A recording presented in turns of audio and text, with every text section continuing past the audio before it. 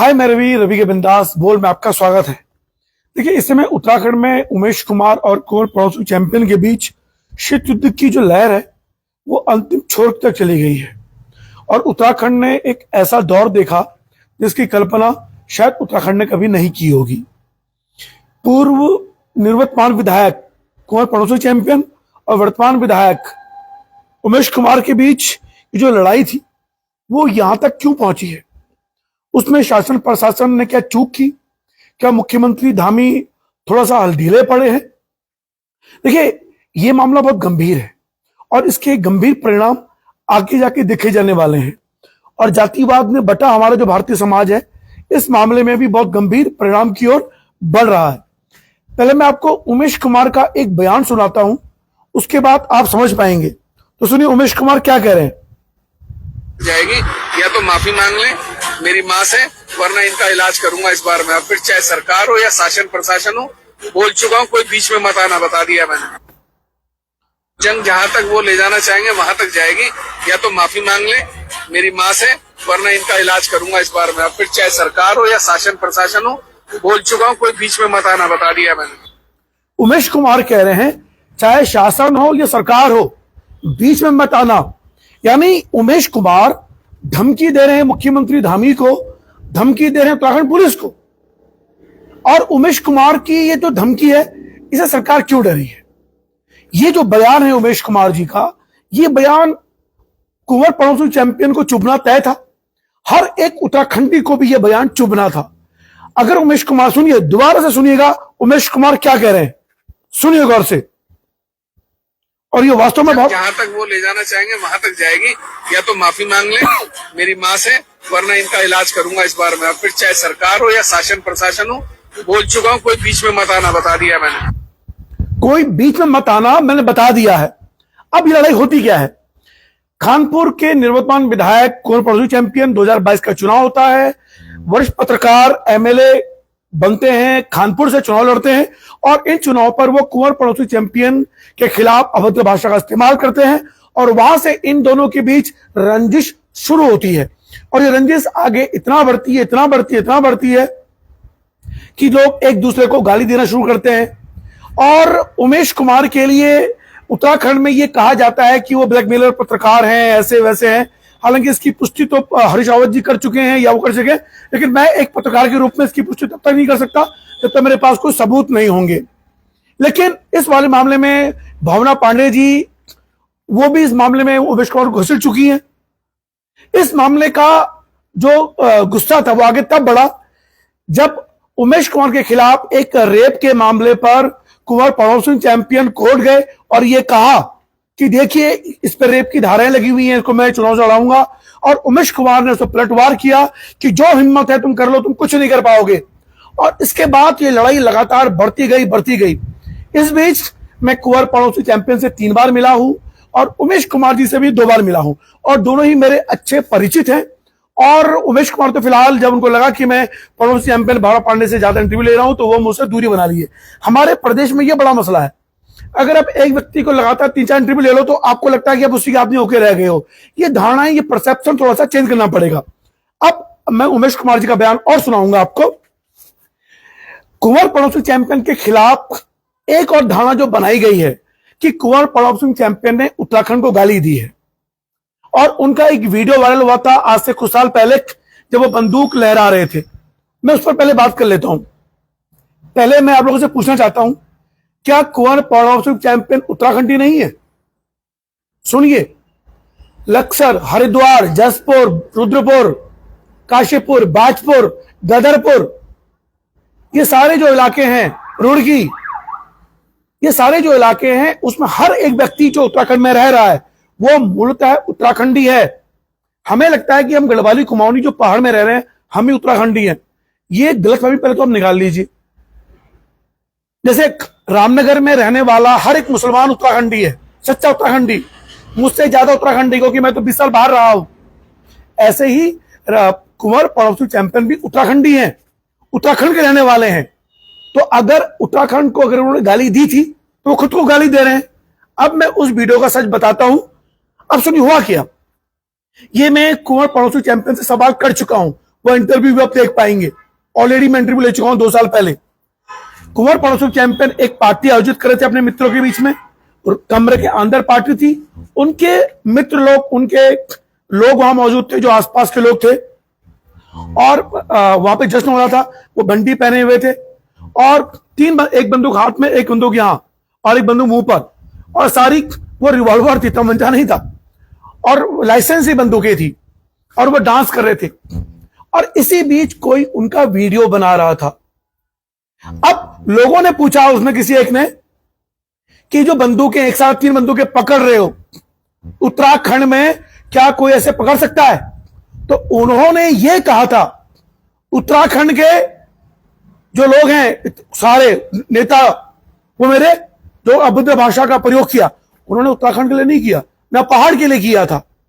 ये उन्होंने, किसी ने सवाल किया वहां बैठे हुए लोगों ने कि उत्तराखंड में कौन लोग इस तरह से बंदूक पकड़ सकते हैं, किसके पास ये बंदूक एक साथ कर सकते हैं? तब उन्होंने कहा था उत्तराखंड में किसी की हिम्मत नहीं है, चाहे वो पहाड़ का हो नेता हो, मैदान का नेता हो, भजपुर का हो, लक्सर का हो, रुड़की का हो।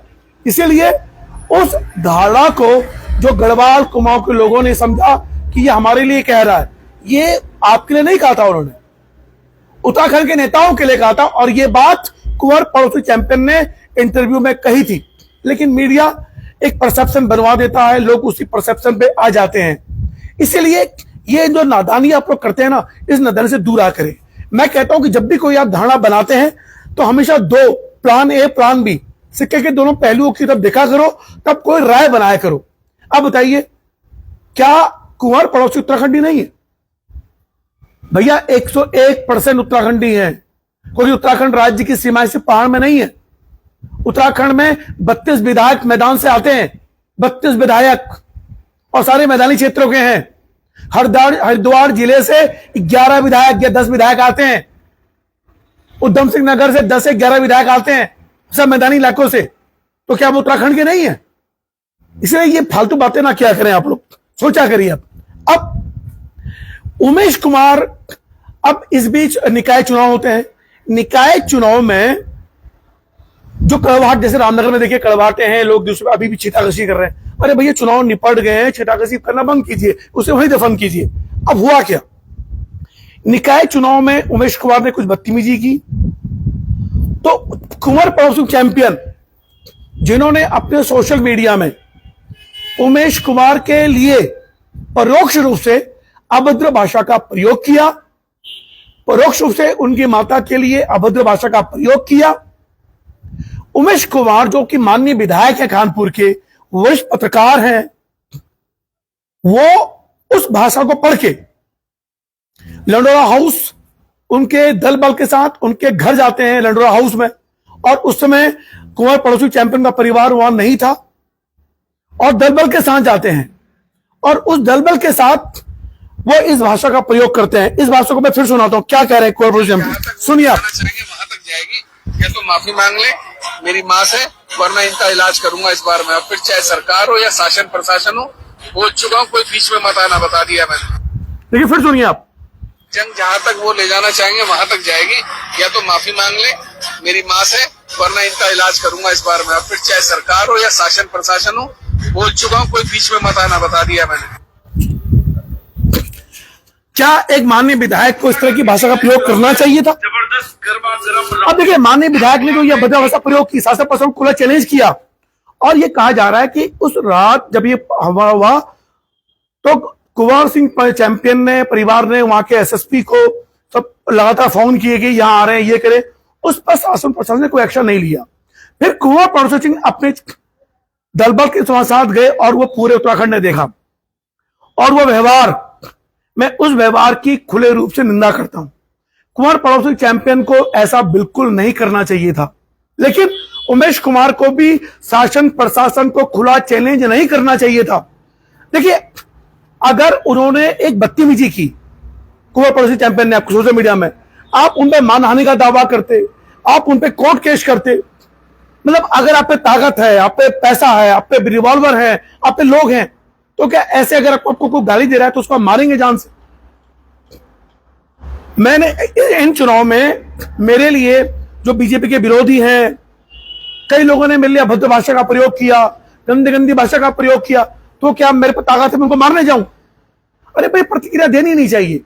ऐसे सैकड़ों लोग करते हैं। हमारे रामनगर एक पत्रकार है, आज के थोड़ा वो ढीले पड़े हुए हैं, वो आज करते नहीं है। उनको सोशल मीडिया में बीजेपी वाले बहुत दुनिया भर की गाली देते थे, वो उस पर रिएक्शन ही नहीं देते थे। आदमी बड़ा बनता है कि आप किस तरह की प्रतिक्रियाएं कर रहे हो।